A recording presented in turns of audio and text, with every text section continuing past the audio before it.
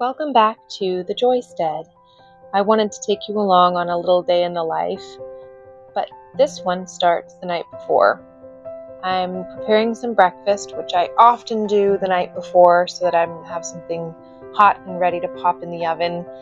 And on my last video, you saw me make these blueberry bagels. Well, we ate them for breakfast one morning and then moved on to something different, and they got a little bit stale with the leftovers. So I decided that a bread pudding would be the perfect way to use up the little bits left from these blueberry bagels. So you're going to see me kind of preparing this. I'm going to let it just soak overnight. I love getting something like this in a pan, ready to go, just in the oven first thing in the morning. So you have a nice hot breakfast that doesn't take a whole lot of extra effort. In this bowl, I have my bread cubes, my bagel cubes. I did about 6 cups worth of those. I did 2 cups of whole milk from the farm, raw milk. I did half a cup of sugar, 3 tablespoons of butter, 1 teaspoon of cinnamon, half teaspoon of salt, and the recipe called for 3 large eggs. I think I did more like 5 just to up the protein for us. And I also did a tablespoon of vanilla. So we got that in the refrigerator, and then in the morning I popped it in the oven and baked it at 350, probably for about 45 minutes, I'm guessing. And then to top it, I made this really, really nice vanilla cream sauce, which was 1 cup of milk, about a cup of heavy cream. I did a half a cup of sugar. Actually, I think I ended up using maple syrup in mine, but the recipe called for sugar. 2 tablespoons of butter and 2 tablespoons of cornstarch. And I just whisked those together and then brought them up to a boil on the stove while whisking them. And that made a really nice cream sauce to put right over our bread pudding. This was definitely a lot sweeter than I typically like for breakfast, but paired it with a berry smoothie, and it was a delicious little treat. I think my kids really enjoyed it. Before we left the house to go pick up our meat birds, we had a bunch of chicks to go and pick up, and that was exciting.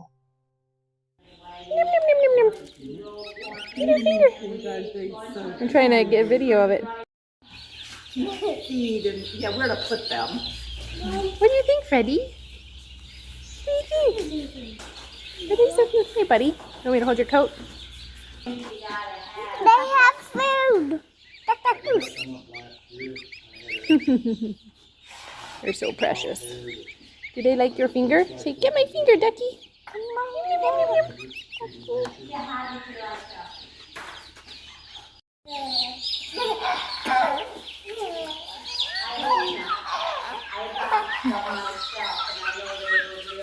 You okay for home? Let me touch them. We're taking all the chickens out.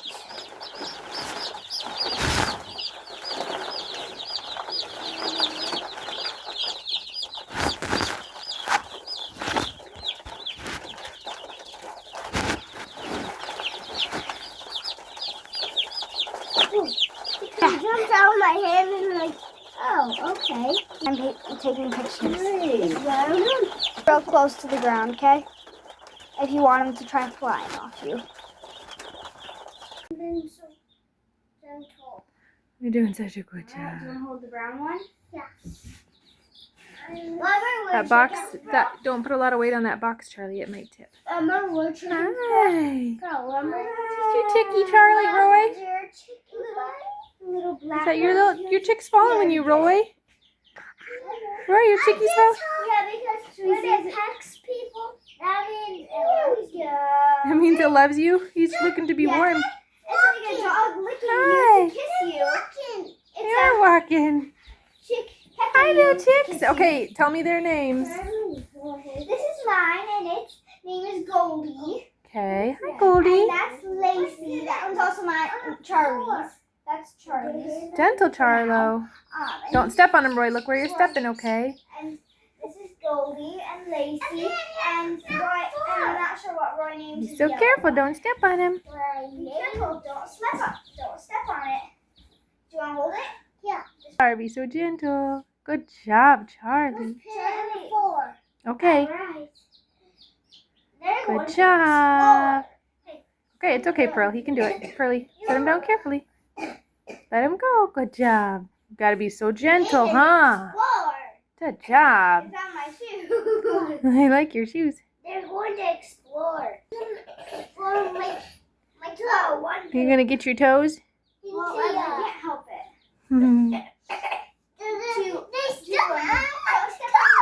They stepped on your toe. He explored your room? He's so cute. Hi, you cheeky guy. Who's that, Freddie? What is that, Fred? I don't know. Is he cute? What is that little chickie? Is he so cute? He does have feet. Little chickie. He's so gentle. Are you squeezing him? Is he okay? I can tell that he's You're doing a good job. You're so gentle. nose. Has a nose? He has a mouth. Yep. He's really cute. Freddie, where's your little chickie buddy? Oh, your chickie's leaving. Your chickie's what? Oh. Walk my. What is that little guy? Just wanna walk. Is he so cute? To my bedroom.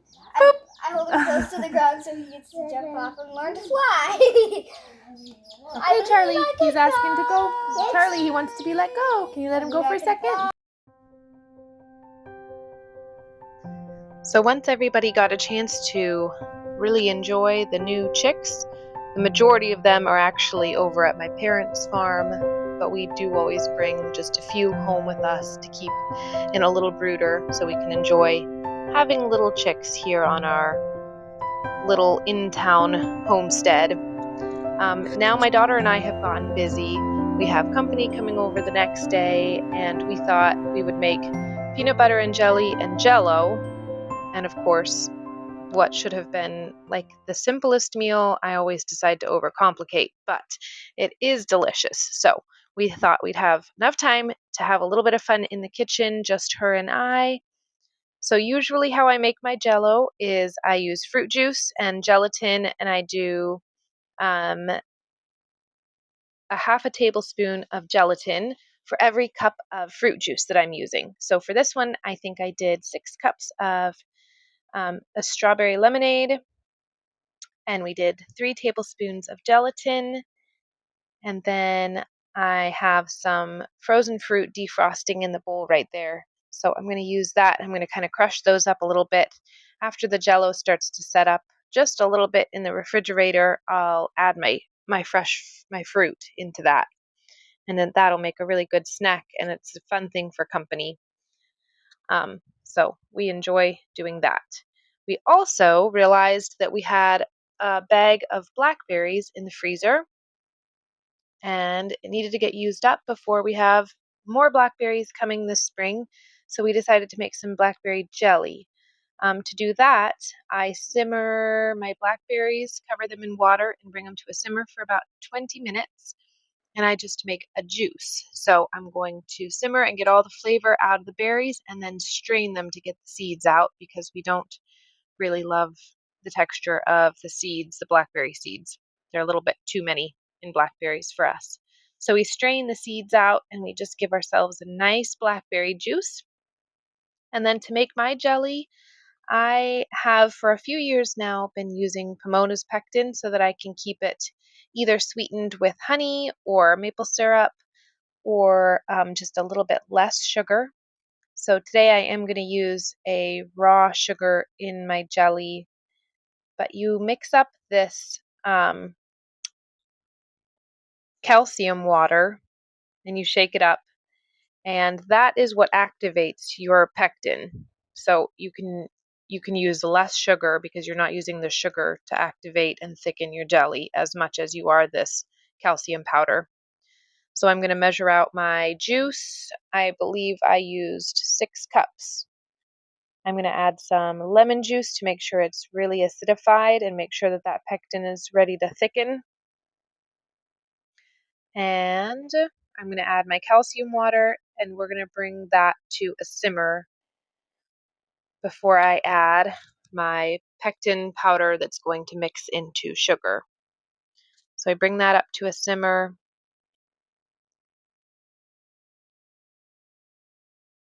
This is the calcium water, and this keeps really well in the refrigerator, so I'll just put whatever I don't use into the fridge and it'll be ready to go the next time I want to make a batch of jelly or jam or any kind of thickened fruit preserves. So here is our unrefined sugar that I get at a local Amish market, and I really like their bulk products. So we buy this sugar in bulk. And then I'm going to add my pectin to the sugar and mix it up all together so that the pectin doesn't clump when it hits that hot juice. So we stir the sugar and the pectin together really well while we bring our juice up to a simmer here. The Pomona's pectin does have just a little bit of a different texture.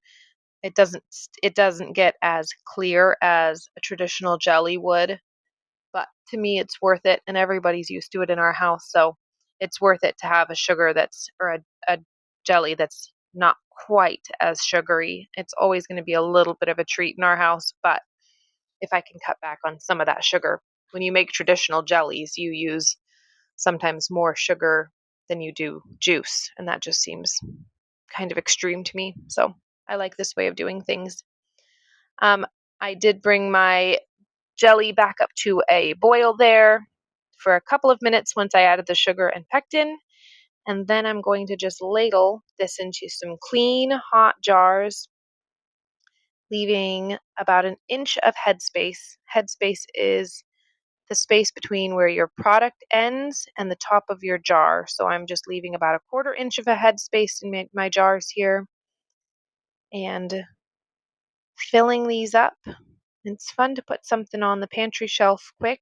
It's just a little project before dinner, and it didn't take me a whole lot of time while I was already in the kitchen. Not too much time or mess. And then I'm just going to pop some lids and some rings on these. It smells so good. That fruit, that lemon mixed with the blackberries, smells like spring or summer, and I can't help but be excited for new batches to come in from the yard when our blackberries are ripe. So I'm just going to bring my small pot of water here to a boil. I'm not doing a big batch of canning, so I won't need the big water bath canner. And actually what you didn't see in the video was that I got busy and distracted by kids and the chicks. So I let my jelly boil over, which made kind of a mess, but I'm going to clean up my mess here while my water comes to a boil, and I am a bit of a messy cook, and I'm okay with that because I always clean up my messes. So just going to get everything picked up and tidied up. I really should have put a towel in the bottom of my pot of boiling water here because my jars should not be sitting directly on the bottom of that. I could potentially break something, but I didn't think of doing that before I got things in the jars into the pot of water. So now I'm just going to bring that to a boil. I have about an inch of water covering those jars. I'm going to bring that to a boil, and I'm going to boil that for 10 minutes, and that will get my jars sealed up, and then I can, here I'm moving on to starting some sourdough sandwich bread to put our jelly on. The way I make sourdough is a little bit unconventional. I do weigh and measure things if I need to. For the sandwich bread, I am going to weigh and measure them so I don't have to guess at the liquid to flour ratio. But I'm adding a little bit of a clabbered milk here, which I kind of decided maybe wasn't our favorite. The clabber mixed with the sourdough was a little bit too strong. It tasted really good, and we used all of the bread, but that didn't end up being our absolute favorite. What were they doing? So I'm just whisking up my liquid ingredients here. I have a sourdough starter, which came straight out of the refrigerator. I fed it a few days ago, and it was bubbly, but it was refrigerated. So I'm just putting that directly into my bowl here with the eggs and the coconut oil. And What else do we have in there? I think that's it. We're going to add some salt. And because we're using this, we're serving this bread for company, I'm probably going to just go ahead and do all-purpose flour just to keep it soft and fluffy. Sometimes we just want a nice little treat. I do enjoy milling my own grains, and I like the nutritional value of that if I'm feeding it to my family. But sometimes when you're having company, it's fun to have something a little bit special. So we're just going to do all-purpose flour here and get this mixed up. I know a lot of sourdough bread, sandwich bread recipes have you put it in a mixer or knead it for lengthy periods of time until it passes the window pane test and is nice and stretchy and elastic.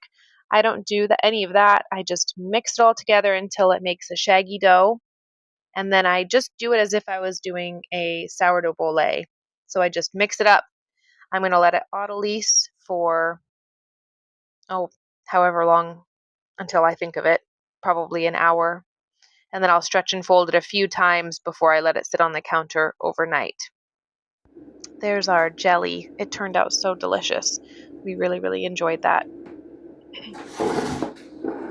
So this is the next morning, and I'm going to get my dough rising, and in some loaf pans you can see it's a really, really nice stretchy consistency. And sourdough does not typically rise to be doubled in size, but sitting overnight, I know that it's fermented long enough. So I'm going to divide this into 2 loaf pans and get it rising before I bake it. So thank you all for coming along with me as we prepare breakfast for my family. We go and get some more animals for our little farm and did some fun baking kitchen projects. I hope you're inspired, I hope you're blessed, and you have a wonderful week.